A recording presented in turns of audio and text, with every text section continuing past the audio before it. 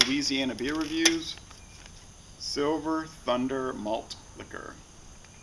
Brewed with classic natural ingredients for a smooth, full flavor.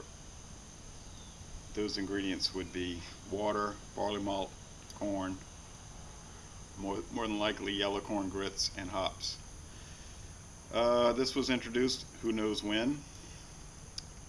The alcohol level is no one knows. It was a Stroh malt liquor. I know that, and it still says on there Stroh Brewing Company, which really doesn't exist anymore, because in 1999 Pabst bought Stroh Brewing, and now Miller, it's mostly Miller that contract brews the Pabst brands. I bought this up in the mid-Atlantic, one of those states, can't remember, somewhere between Virginia and New York. The first time I bought this was in 2010. I was walking around in Queens along Sutton Boulevard between, I think, like Linden and Foch and Linden. And I went into one of the corner stores and I found a can, 16-ounce can of Silver Thunder Malt Liquor, and I bought it. And it might still be over there. It's come to my attention that this beer will no longer be produced after this year by Pabst. They're discontinuing it. Sad to say. Strange though, because I was on Conchester Highway, U.S. Highway 322, between Interstate 95 and U.S. Highway 1 in Pennsylvania, and I stopped at a distributor, and there was a load of Silver Thunder. They had it in all types of configurations, especially the cases of 16-ounce cans. So apparently some people liked it, but for whatever reason Pabst feels like they need to cut some of their brands out.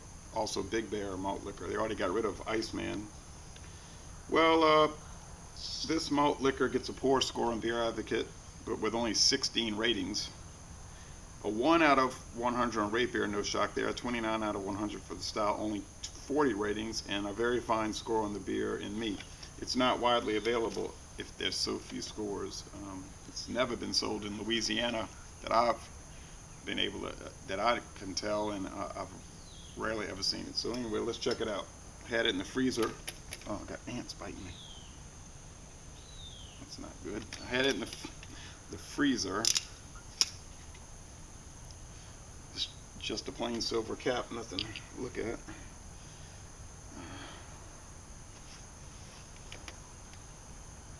Got some smoke, certainly.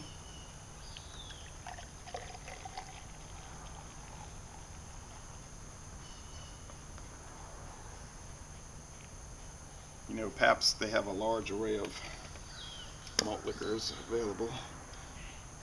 Pretty thick white head, clear, bubbly, yellow golden appearance. Pretty standard looking beer, really. Nothing unusual. So this will be the final call for Silver Thunder for me and probably everybody else. So let's check out the aroma. Not skunk, thankfully, in that clear bottle. It's just typical beer smell, grain, the corn in the malt, little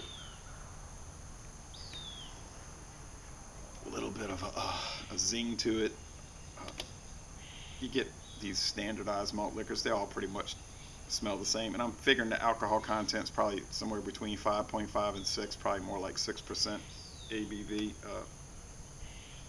The IBU's probably around 17. Let's go with the flavor.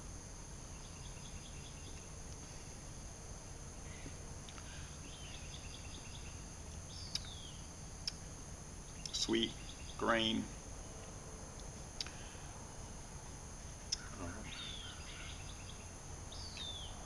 a little bready, a little bit.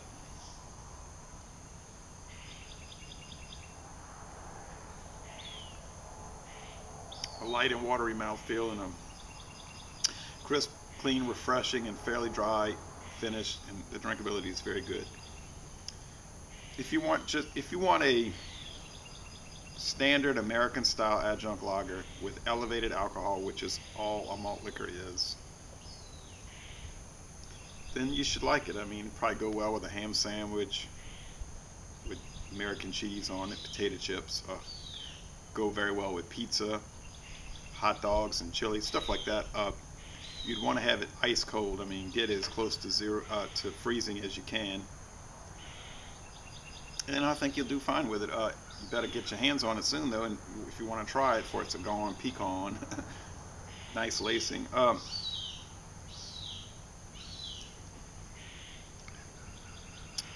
You know, these types of beers, they're somewhere in the middle. They're not a 1 out of 100. You know, that's outlandish. But then on the other hand, they're not 100 out of 100. They're not world class. They're not, exquisite. But they never were invented to be exquisite. They were invented to be what they are, extra strong beer. And it's a simple thing. It's a pretty simple concept, but a lot of people seem to have trouble grasping the concept. Carbonated. Yeah, it's fine. I think it's very good for what it is. I give it a B+. For malt liquor, it's right up there with the rest of them. You know, it's not really indistinguishable, but it holds its own. So I'm sorry that they're getting rid of it, but they must have their reasons. So,